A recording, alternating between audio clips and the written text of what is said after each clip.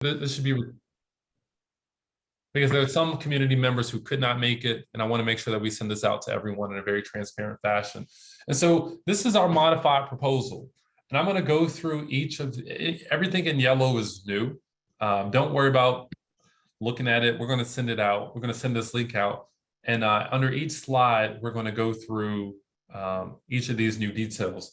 The one thing that we kept related to education, the same in the LEC plan as our plan, was the Career Academy at Crossland, because Crossland is becoming the southern hub for all of the vocational programs in the county. So we did not want to disturb that. Can we go to the next slide? It's so important that when we have these additional resources that come into our district, we make data-driven decisions. We have to look at what the research shows about the programs and everything that we're doing. And so, while painting the school is important, while fixing the bathroom is important, while the windows replacements are important, how do we make more quality and stronger data-driven decisions? Can we go to the next slide?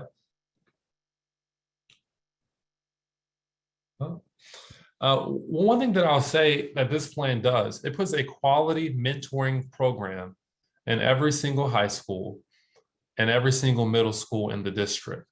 We know that, and we just had a community leaders meeting where I talked about what is required to reduce youth crime and recidivism. And so it really is these wraparound services for our most vulnerable students. And so I believe we have Hillside here to kind of go over what their program is and how it works, and what schools they're in. And so there's someone from Hillside here. Good evening. Yes. Hi, Edward. It's Desiree Ramsor-Gray, Director of Operations for Hillside Work Scholarship Connection. I am here and glad to be here. Nice. Can you please give an overview of everything that you do and how you plan to do it if this plan goes through? Sure. So we've been serving in Prince George's County since 2008 at both the middle school and high school levels, and doing additional work K through 12 now in support of the school system. And how we do this is by having dedicated youth advocates who are serving in the schools alongside the school administration and staff and personnel, providing mentorship, college and career readiness, life skills and social skills, job readiness training, and linkages to employment, and supporting students not only in school, but in the community, at home, and at work. And we do this by partnering again with the school, as well as with the family. And so our engagement goes to the student and their family. And so for each student to be enrolled, there must be a recruitment process in which we identify students who can benefit from our services. And our outcomes, we're looking at on-time graduation, and we've had a historical reference of that with a 91% retained student on-time graduation from high school, and promotion rate of 87% for our students that are at the middle school level. And for our students who are job ready and trained, we have 100% on-time graduation rate. And so we do this by providing them with services year round. And so we just came out of summer and gone back into the school year. And so our students were engaged in college and career exploration, as well as life skills and social skills, and then just some enriching opportunities for mental health and wellness, and to engage in meaningful interactions with adults who are caring and trusting, because of these relationships that are built long-term from the time they enter the program until the time they graduate, and even after tracking and post-secondary. And so we're really excited about the work we've been doing with the focus around attendance, critically in this period, as you said, since COVID has happened and the impact it has had on student success. So attendance is one of our primary focuses, as well as academic intervention. And I gave myself exactly 2 minutes, and that was my bell. Great. And if there are any questions, we'll come back to you. Can we go to the next slide? Jacob's Ladder. See, Mr. Jordan, you might have seen Mr. Jordan recently on NBC4, did a phenomenal job talking about a student that he helped. Mr. Jordan, can you just give them an overview of the story that you just did on NBC4, and then lead that into the work that you do? Sure. Gerald Jordan, founder, executive director of Jacob's Ladder Youth Foundation. Met with Tracy Wilkins, News Channel 4, just to talk about the curfew situation, the curfew laws, and just the overall crime that's going on with juveniles. So we just had a discussion. I brought a young man with us that was in our program. He was charged with a handgun violation. He came to our program that we have. It's a juvenile reentry program that we partner with DJS, local clinicians, and also returning citizens. So they came to us over the summer. We hosted it here in our office in Fort Washington, and he has not reoffended whatsoever. He's a junior at Potomac High School. He's on the right track. We have his mom involved, so the family, his sisters are involved as well. So the whole family is involved, just trying to just making sure that they're paying attention and doing the right things. So it's a wonderful thing that we're doing with the juvenile reentry program in our community, especially right now with the increased crime that we have with the juveniles. And that's our mission. Our mission is to reduce the number of juveniles entering and returning to the juvenile justice system. Doing great work again with DJS, doing great work with our community partners. We have an academic enrichment program. We have a trade career program that we had over the summer. And a lot of kids were really interested in following that electrician track for a career in the future. So very proud of the work that we're doing with our volunteers and all of our supporters. Well, thank you very much, sir. And, it's so important that we put these programs in the front end, before a young person is arrested. We see the warning signs well before. And so versus a juvenile court ordering them to Mr. Jordan's program, how do we take those students on the front end and give them what they need so that they never commit the crime to begin with? Can we go to the next slide? We have someone here from CPAC.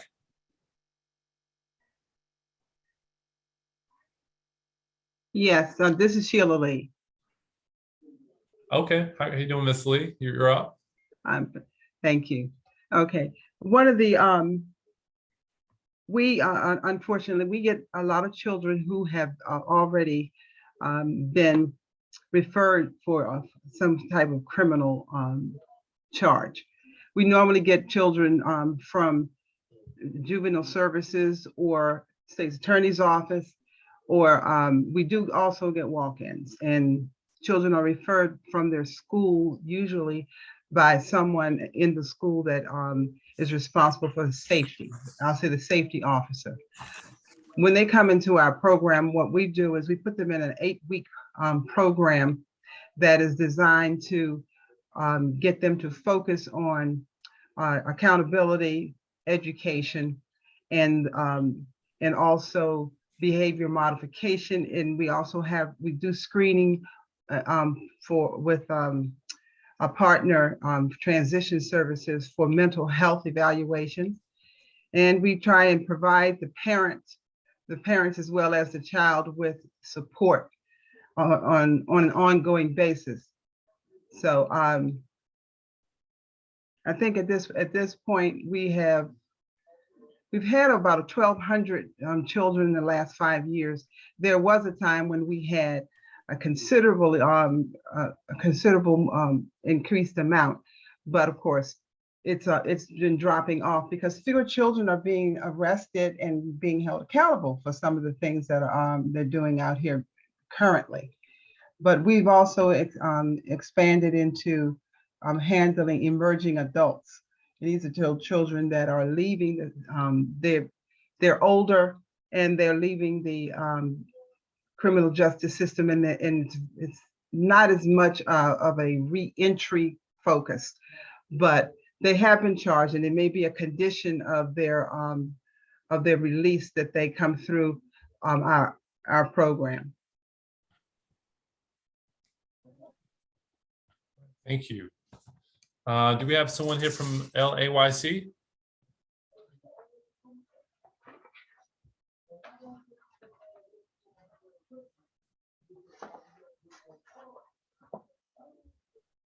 LAYC? I don't see them, so I'm not sure if they were able to make it. Would you like me to do the overview, or you want to go for it? I'll let you go. You go for it. Got you. So LAYC, similar to the other organizations that you've previously heard from, have whole child approach, wraparound services to both young people and their families, specifically focused on Latinx students, but also serve a diverse population of students to transition successfully into adulthood. One of the big things about LAYC that's really great is that they focus a lot on re-engagement. So a lot of young folks, particularly during the pandemic, dropped out of school or stopped attending school and just have not re-engaged since. And LAYC does a great job re-engaging those young folks in school and following up with their families to make sure that they're supported. They also would like to expand and haven't been able to just because of funding restrictions. So this would allow them to increase their capacity to serve young folks. They've served in 7 PGCPS high schools and have served over 1,200 youth in the last academic year with intensive case management. And they are hoping to do the same when they get more capacity should this pass. Thank you. Next. And so I hope it's clear the shift that we're attempting to make. We're essentially moving from, supplanting the school system's capital budget to things that we know that are data-driven, proven to actually make a difference in the lives of youth. Can we go to the next slide? Nick Brown, you're up. We received the most phenomenal proposal from the Prince George's County Memorial Library System through Nick Brown. So Nick, I'll turn it over to you. Sure. Thank you, sir. Good evening, everyone. My name is Nick Brown. I'm one of the acting co-CEOs of the County Library System. I want to give a shout out to my colleague, Michael Gannon, who's the other acting co-CEO who's with us tonight. We, at the invitation of Councilmember Burrows, put forward a proposal to provide really tangible and substantive reading comprehension tutoring at the elementary schools, covering a portion of the county that is eligible for the Local Impact Grant funds. And this is really intended to supplement what the schools do and also what the library already does around literacy. Despite all of these wonderful programs that we have in place, from Books from Birth to after-school tutoring at libraries and after-school enrichment programs at schools, there's still a huge gap in terms of reading proficiency once our county children hit 3rd grade. So we need to do a lot more. And the tutoring program that we have proposed will bring tutoring services directly into the schools for students in grades 1 through 3. And some of the goals involve assisting students with remembering sight words, transitioning students into comprehending concepts and information from text and images, demonstrating to them how reading can provide ideas for problem solving in daily lives, teaching students how to be critical thinkers, good communicators, and self-directed learners by fostering an inquisitive learning environment, and also supporting students with designing and sharing their own stories so they can be creators, innovators, and global citizens by possessing literacy skills. So we think this will be a really robust way to kind of move the needle on the reading comprehension levels in this district as a role model for the rest of the county to look at in the future. And we appreciate the opportunity to put this forward. And just want to see if Michael, if you want to say anything. Okay. I think we're good then. I'm good. I think you said it all, Nick. Thanks. Great. And everyone's welcome to come by the Oxon Hill branch and any other local neighborhood branches. We'd love to see you. We're open 7 days a week at 10 branches and 6 days a week at another 9 branches. I mean, we all know that the data is so clear that if a student is not reading on grade level by the time that they exit elementary school, the likelihood of them catching up is very dire. And so much of one's life experience and outcomes are tied to your ability to read. And so when I look at the school system's data post-pandemic around basic literacy, the scores are not anywhere where they need to be. And so having a quality literacy program at 20 of the elementary schools in our area, I hope would help support the school system. The school system, we know, can't do it alone, but we have wonderful professionals in our library system that do this work. And so that's that piece of the presentation. Can we go to the next one? Do we have someone here from the community college? Yes. Okay. Thank you. Good evening, everyone. I am Gavette Richardson Duncan, and I serve as Director of Government Relations and Community Outreach at Prince George's Community College. As you all may be aware, the college is led by our 9th president, Dr. Felicia D. Williams. We're excited about this opportunity to have a greater impact in the MGM 6-mile radius, and we know that it will be phenomenal. We have proposed to do so in several ways. First would be through the Prince George's Community College partnering with Prince George's County Public Schools to implement an information technology, IT, cybersecurity institute at Oxon Hill High School.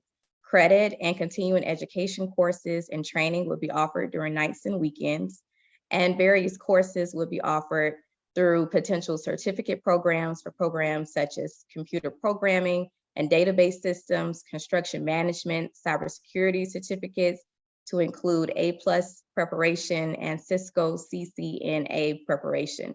And then on the credit side, possibilities would include associate degree offerings in computer engineering, computer science, information technology, and construction management. It would serve various cohorts, from those who are encore career seekers that we define as those who may have already established some type of experience in fields and want an encore or a different career, those who are unemployed, underemployed, incumbent workers, and high school students. And various incomes would be to increase those who have access to information technology, cybersecurity training, certification, degree pathways, and of course, increase the number of qualified information technology and cybersecurity professionals to be able to obtain certification and degrees. And then second would be scholarship opportunities for those who would be interested in this program and other offerings. And that would include one, a Renaissance Scholarship, which would be for our senior citizens who may live on fixed incomes, to be able to handle non-tuition costs from their registration, application fees, and books. And then a Road to Completion Scholarship and Southern Regional Mini Scholarship, which would serve all students who desire to have some type of certification, credit courses, and in that order for those scholarships. The third would be aid for those who just find themselves in emergency situations, to be able to handle those unexpected financial barriers that we all know come up for students who often have to drop off because they are not able to make their needs financially. And then an automated certification system that would just allow for a certificate program through technology consultants for students to be able to have access to those. So we're excited, and we thank you all for the opportunity to share. You know, thank you. And just to add on that, we know that cybersecurity and IT are those high wage, high demand jobs. And I want to make sure that we prepare people in our part of the county, you know, no matter if you're in high school or, as she said, if you're a little bit older, to compete in this market and to get that training. And we're going to house that in the district so that folks don't have to drive all the way to Largo. Now, if you want to go to Largo, we want to make sure that we cover your tuition if you're in need. And even if you're not in need, but you want to advance, we want to make sure that financing is not a burden for anyone to get their academic, to meet their academic goals. And so I love the proposal from the community college, and thank you very much. Can we go to the next slide? The community college also has a financial empowerment center. You know, as Senator Muse is here, and I'm going to turn it over to him soon. What he can tell you about the district and what Jamila and Ronica will tell you about our district is that we represent some very wealthy, well-off individuals, but we also have pockets of poverty in our own district. And so I'm very excited about this proposal from the Financial Empowerment Center, and I'll turn it over to them. Well, thank you, Councilmember Burrows, and hello, Gavette and the college and everyone. See some familiar faces here. Heath Kerlock here, Director of the Financial Empowerment Center at Prince George's Community College, a project of the United Way in the National Capital Area. We are conveniently located on the campus in Largo, Chesapeake Hall. On this grant, we're looking to support clients throughout the National Harbor region. And as a part of that, the Credit Builder Loan Match Program, we're looking to offer a program that says, hey, if your credit score is anywhere from 580 to 640, we can fly in and help you with that over the course of a year. Credit Builder loans operate in such a way where you put a certain amount of money forward every month. In this case, we're going to be working with the Prince George's Community Federal Credit Union and putting forward $42.58 a month on the client's end. And every 3 months, that client's going to get an injection of a match put into a savings account to journey with them through that year, adding up to over $500. They also, by the end of the 12-month cycle, get that principal back. So altogether, a client can receive over $1,000 in the course of that 1-year period, and also an average jump in their credit score between 20 and 67 points. We've worked with people who've seen their credit scores go up over 100 points during the period they use a credit builder loan. That can put people in a transformed position such that they'll be more competitive for a home loan, more competitive for an auto loan, more competitive for certain types of jobs, including IT security jobs, where they may do a background check, where they can also identify credit, and it can be a disqualifier or it can be an enhancer, and we want it to be an enhancer. We know that we want to be known for the problems we help people solve.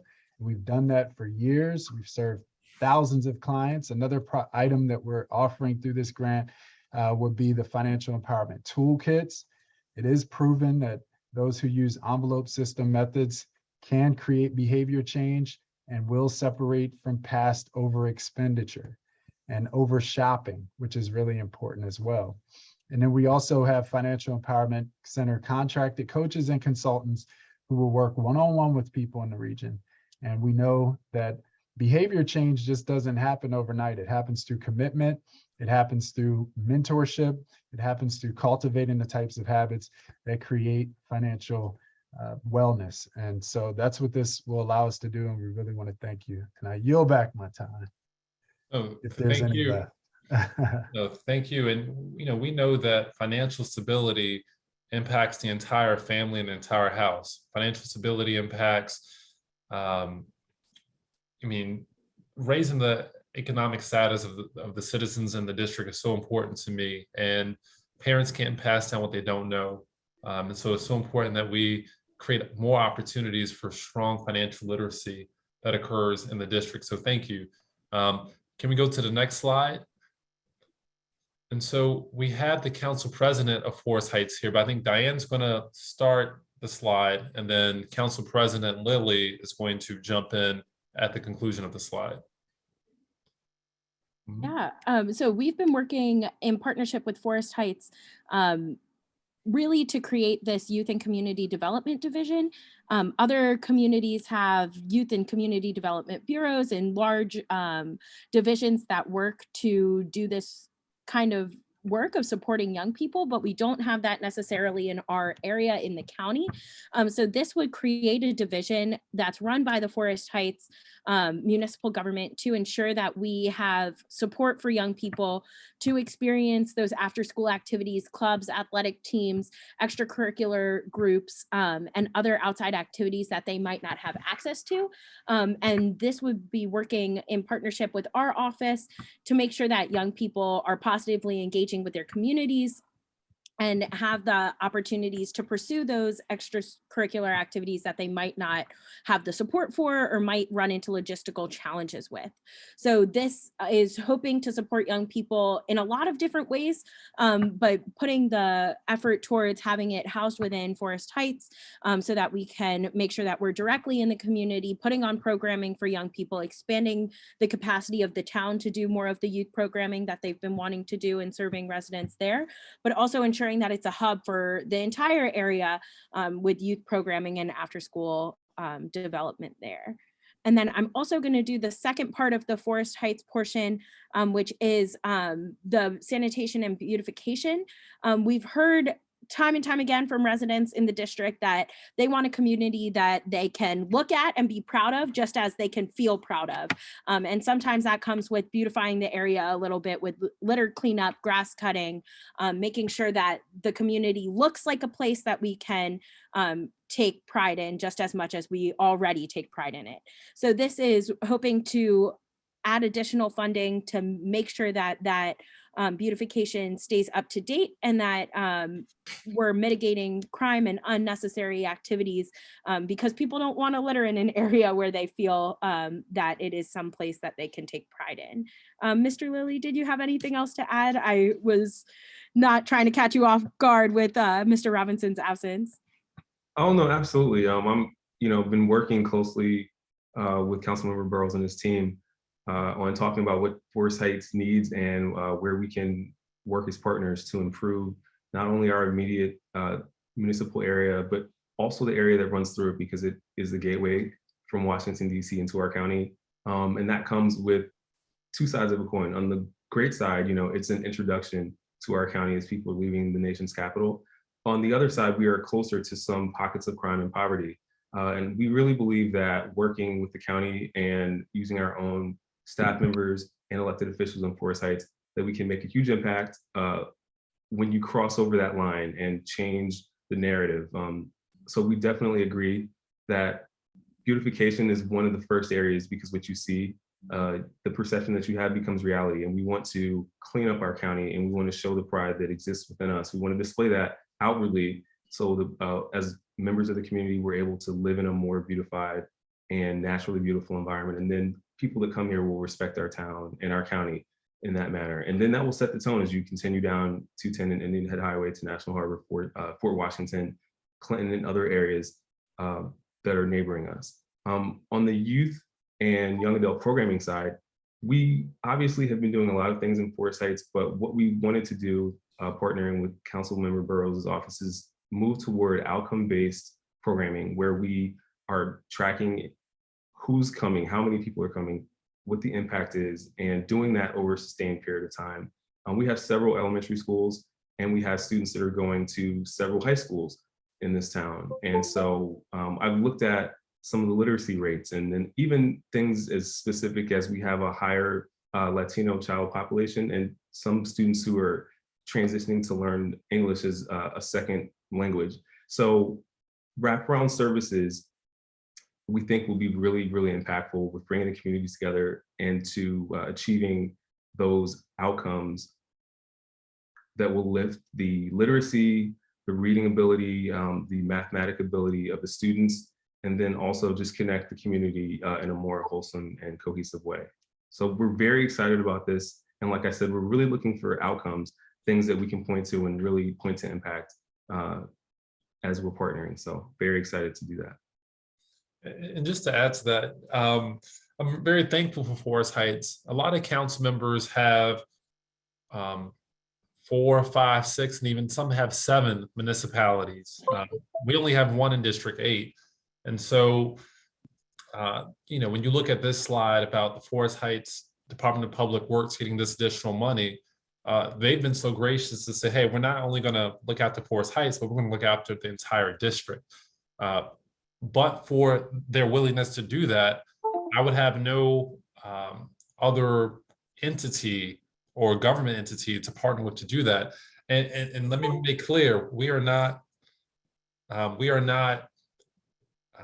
This should operate on top of what the county government is supposed to do, not taken away from what the county government is supposed to do.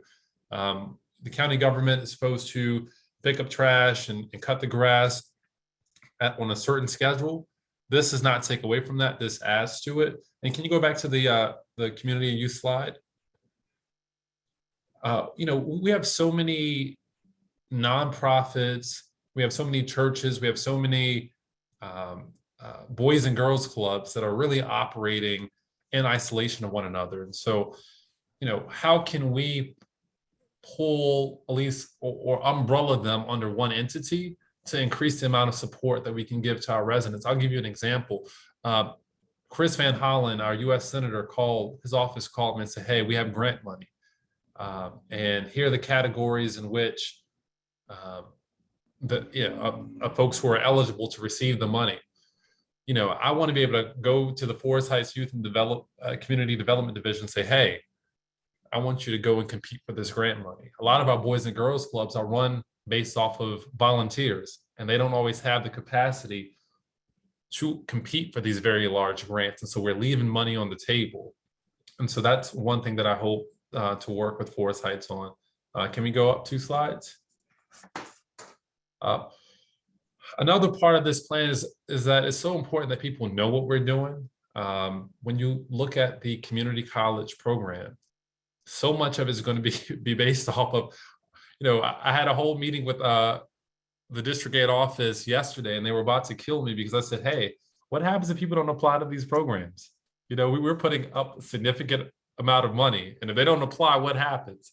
And so it's very important that we get the word out. And so we've set aside a small amount of money to do the necessary mailers and signs, and we'll be coordinating with the schools and coordinating with each of you to get the word out, to make sure that every program that we have, people are utilizing them. Can we go to the next slide? And so that's pretty much the proposal. We didn't want to change everything. You know, I'm a new council member, just got sworn in February. And we were already in the middle of a budget cycle when I got sworn in, right? And the LDC has been hard at work, and they have strong elements to their plan. And I want to applaud the LDC for all that they've done. I look forward to working with them. But there were some tweaks that I thought that we can make to maximize this money a little bit more for the residents who live here. And that is providing meaningful investments to our youth through mentoring and tutoring programs, creating more transformative educational programming with the associate degrees and the certifications and the financial empowerment, cleaning up our community, creating that youth hub, and then also putting money in the budget to let people know what we're doing. Can we go to the next slide? And so the LDC plan remains the same, 65.3%. We've changed about 35%. And with that 35% that we've been able to change, we offer you this plan of what we can do with it. And so with that, I'm going to turn it over to the body. I do want to first turn it over to our Senator-elect, Senator Return. I don't know what we call you, Senator Buse, but I'll turn it over to you and to the delegates, and then I'll open it up to everyone.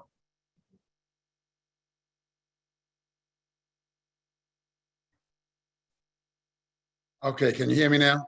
Yes. Okay, let me first say good evening to everyone and thank you for being on. Thank you, Councilman Burrows and Diane, and for your team and what you're doing here in our district. And there are, as I see, other elected officials, and to all the community leaders, I want to say thank you for your work and what you do. My role historically has been, I've served on the Judicial Proceedings Committee, and I've often worked for those who have been on the other side of the law. That is to say, they've already had infractions and some incarcerated coming out. The Second Chance Act, the expungement of records, and trying to have mental health wraparound services. I was glad to hear you speak about the financial literacy. That was a bill that I had to fight for to get in, and I think we just started it for the first time at Crossland and other schools. But my intention was for financial literacy to be a part of all of our schools in the county. It was for us to be certain that when our students graduate, that they have a life skill, whether or not they choose to go to college or not. Those years that they spend in school ought to result in some life skills in which they're able to move ahead into the job market, et cetera. And so I'm sure that I share with Delegate Jamila, who I saw on as well, will be on committees that can help, and using the impact money to benefit the citizens here in our county, and what you're doing in terms of making changes on the budget to be certain that with the LDC, that the money will actually benefit real needs, catching our youth so that I don't have to do a Second Chance Act for them, but they can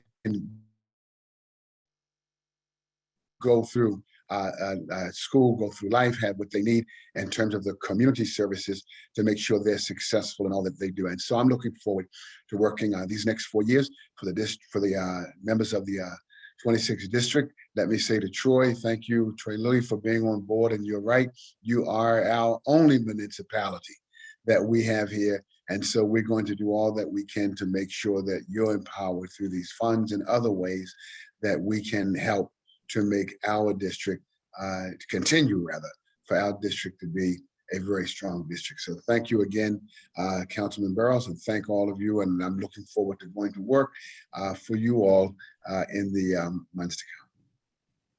Thank you, Senator. Reverend Jamila, I don't know what to call you. Yeah. You can call me anything you want, just don't call me too late to eat. Good evening, everyone.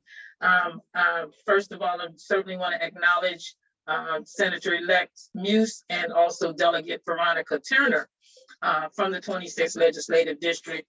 I just want to salute you, Ed, in the work that you are doing and have done since you came to the County Council in February. And I am just excited about this collaboration. I'm excited about the span of collective support that you are talking about, from children to adults, talking about re-entry and talking about financial literacy. I love the idea of supporting learners at all levels, because the truth of the matter is we're all learning and should be learning, every single one of us, but we have to start with our young people. And so I think that what you are doing, I think that the proposals that you are making will be highly effective from the elementary level all the way through the support of Prince George's Community College, through the financial empowerment. And so I am completely on board with us. I agree that some of our schools need a lot of changes and a lot of support.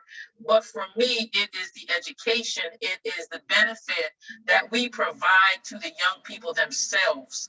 It is the opportunity to show them how to sustain themselves, the opportunity to show them that there's more out there than meets the eye, and the opportunity to provide them with the resources necessary to succeed. That should be our priority. And so I am excited. I thank you for this opportunity and certainly look forward to working with you on this. Thank you, Reverend Davila and Delegate Turner.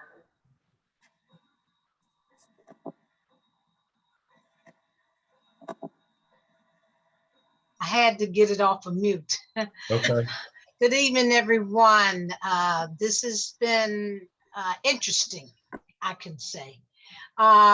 You know, trying to work, we want to work with Councilman Ed Burrows, but you need to work with us, Councilman, and so you will not forget what we need to do to bring you help to get some of the things that you want done. You got to work together with the team, okay, and bring these information. I'm overwhelmed in listening to all these partnerships. My goodness, you've been busy in your little time you've been there. I can see that, and I wish you still will bring it to us, the LDC members, and let us know of the proposals. I'm all for education and making some changes, but we need to run it past all of us and make sure we understand what you're trying to do. Especially in the 26th legislative district, with our only one municipality that we have, I'm all for the cleanup. Boy, I am so happy about that, getting that done. So I am thankful to listen. You said that you will send this out to us, Councilman Ed Burrows. We will get this information. Yes, I'm going to send this out to everyone.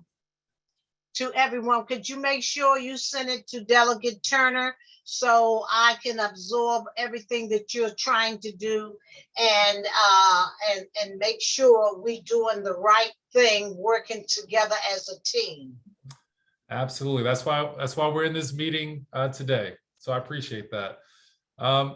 Are there any questions or comments from members of the community as it relates to this plan?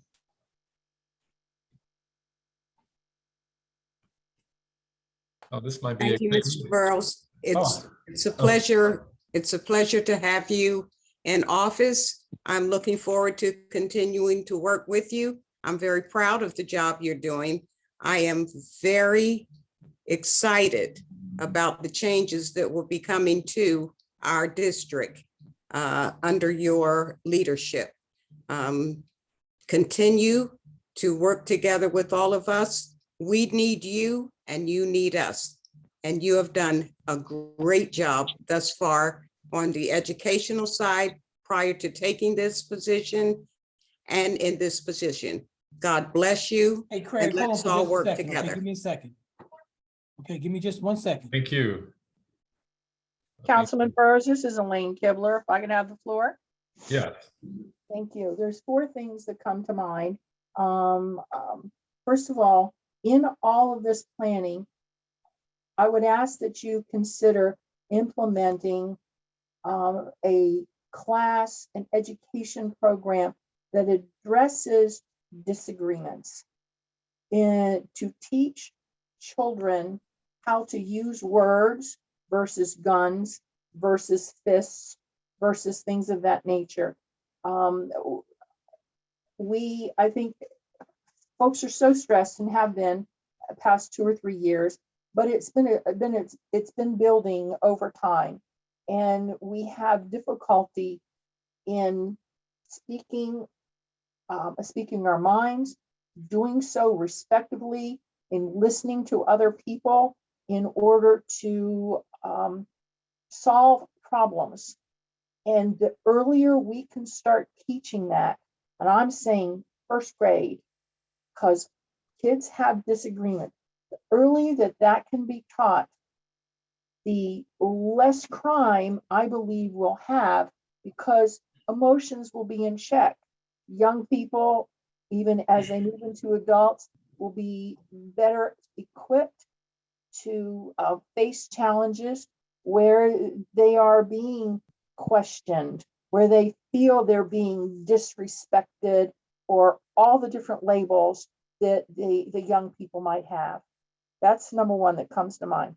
Number 2, this is my first awareness of this. Your aide, Colin, contacted me tonight to be able to attend, so I thank him for that. In any of the work that has been done to create the original plan and the proposed suggestions that you have you all gone and talked with students?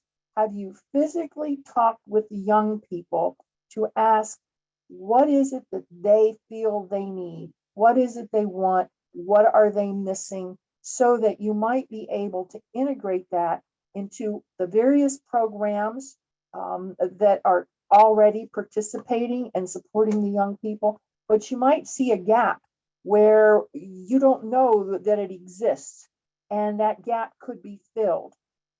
3rd thing, when you're talking about getting the word out about the availability of the programs, because I'm taking the notion that this grant money anyone would receive will be use or lose, and you don't want to lose. You want to put it to work. So I would like to suggest that you and your team and all the other elected officials that are in this serve this 6 mile radius, get out and do their good old door knocking campaigns like you did when you were running for office, and get your team and go to all the neighborhoods in this 6 mile radius and say, here's who we are. This is what we want you to know. This is extremely important. This is available to you. Then 4th on that, okay, because I get ideas and I have to run with them. You have all of these fast food places. There's all sorts of deliveries.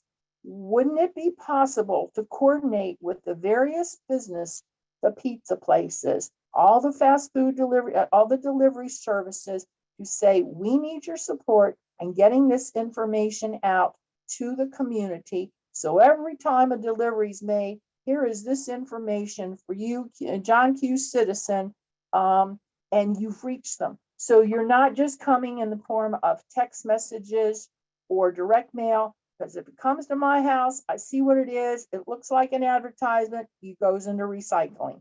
So those are 4 things that come to mind that I would recommend that you take into consideration as you refine the plan, consider future development, and get the word out to everybody that this is available. And I'll probably come up with some more, but I'll stop there because I'm sure other people want to talk.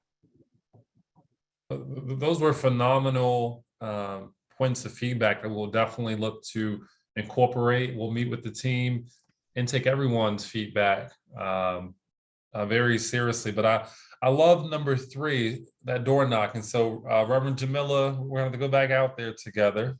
And you raised a number of great points on the other matters as well. Mr. Jones. Yes, very quickly, and good evening, council member and residents. I think this is an excellent first start for a outstanding construct. We will be supporting you 100%, council member. Your staff, and again, I'm one of the new residents. I've been here 4 years, but your staff, and every time I see you, I'm going to say this, is doing a phenomenal job. And this is not a political message. This is based on fact. And I'm confident in terms of your outreach and whatever modes you all will use will be very successful. And the Italian North Civic Association stands ready to work with you and to assist you in any way possible. Thank you. Thank you very much, sir. Dr. Johnson. Hi, yes, good evening.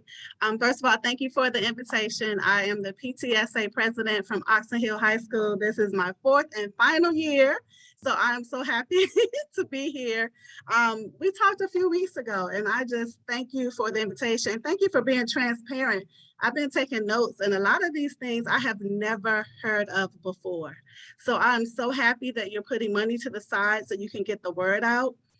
There are just a few things that I would like for you to consider, if you don't mind. First of all, our meeting is the second Tuesday of every month. You are welcome to Oxon Hill High School to come and talk to our parents and our students. You guys will be surprised. Our PTSA is 200 strong, and that is unheard of in a high school. So we can be one of your vehicles to get the word out to the community.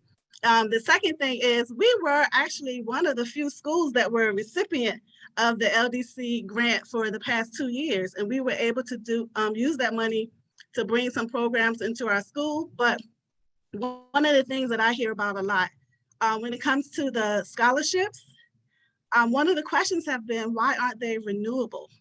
The cost of college is so high. You help them the first year, but then the students are struggling year 2, 3, and 4. So is there any way that the scholarships can, become renewable? The second thing is, I'm loving that you heard my cry to help our ESOL and our ELL communities. They are growing in our schools, but we don't have the resources to support them.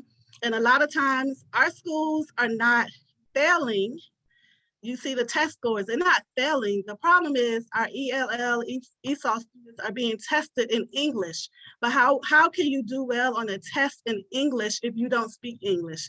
And I've always thought that was a crazy thing. Why are you testing these kids in English when they don't speak English well or they can't write well? So we need to really focus in our community on ELL and ESOL. So thank you for the LYAC mentoring and the information that you are providing about that. So I look forward to working with you and learning more about the programs, and just want to make District 8 the best district to live in. Thank you so much, Dr. Johnson. And just to double check, you had a specific amendment regarding software. Diane, did we include that in our proposal?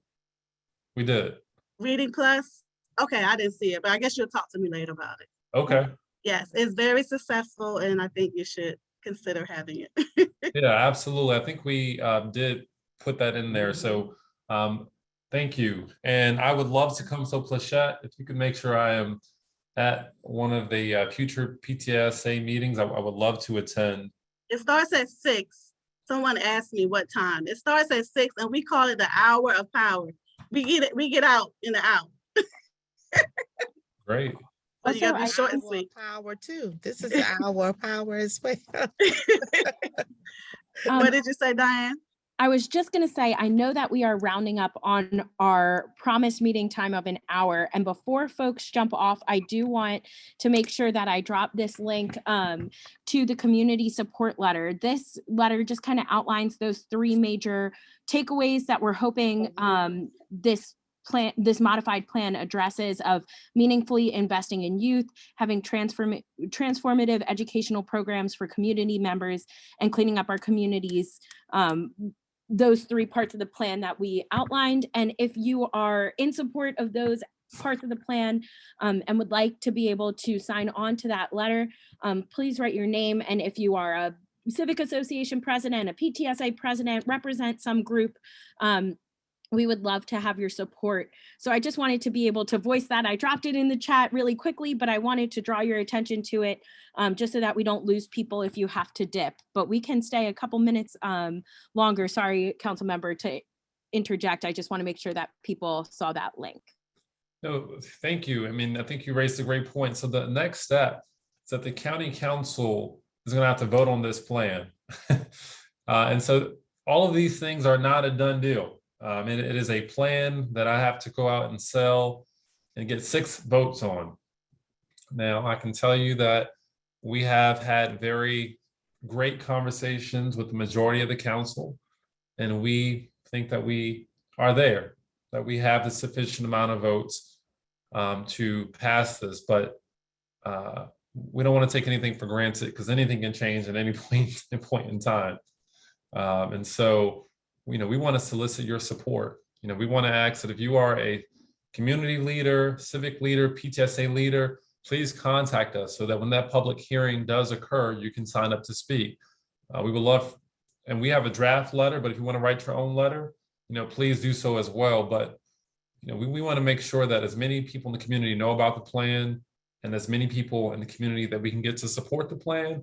That's what we're trying to do, because it's for the community. This is not my money. This is not the LDC's money. And I made that very clear. And I keep letting them know that. They refuse to believe it, but it's not their money. It's not my money. This is the people's money. And so it's what's in the best interest of the people. And so you are the people. I mean, you all represent neighborhoods and families. And so your support is very critical in this process. Well, that's all I have. Don't want to hold you. Senator, you want to close this out? Again, let me thank you and thank everyone for being on. This is very informative. We will work side by side as partners to make sure that we can get this implemented to the best of our ability. And I was glad to hear about the meetings at Oxon Hill, et cetera. Our office is open when there is any way that we can be helpful or come before your groups, your community groups, et cetera. Please give our office a call and let us know their concerns and things, issues of which we need to be aware. So again, thank you. Want you all to have a blessed night and a good day on tomorrow. Yeah, absolutely. And if you ever need to reach any member of the team, of your elected team, we are all talking often. I'm with Jamila, seems like every night. And Delegate Turner, our neighbors, Senator Muse, we talk every day. And so we try to approach this as a team. And Reverend Jamila, if you want to add to that, because we made a commitment a long time ago about this. Thank you. And that is true. When Senator Muse asked me to be a part of the District 2016, that was considered, that was a high honor to me. And so I'm so excited to be working with him and with Delegate Turner. And one of the things that Councilman Barrows and I from Jump Street, before I even became elected to this position, we said, listen, we're going to make a commitment that this is going to be a collaboration between county and state. Bishop Muse, we actually called him on the phone one day while we were out in the community, because when he said he has me out in the community, y'all, he has me out in the community all the time. He has me out in the community all the time, walking the streets. When y'all see me, I'm gonna have an hourglass figure by next year. I just promise you that, thanks to Councilmember Burrows. But we made the commitment that we're going to make sure that this is a collaboration between the county and the state. And so I am so excited. Again, I just have to say that I'm just so excited to be able to live that out. And yes, we are here for the people. And so thank you, Councilmember Burrows. As I promised you, and as I promised the 26th Legislative District team, we are going to work together and make a very positive impact. And we're going to be a role model for the other districts. How about that, y'all? That's it. And we invited Delegate Valderrama. She was not able to join us, but I'll make sure she gets the recording. And I want to thank everyone for joining. If you have any questions, please follow up with us, but thank you for your time. Thank you. Good night. Good night. Everyone. Good night.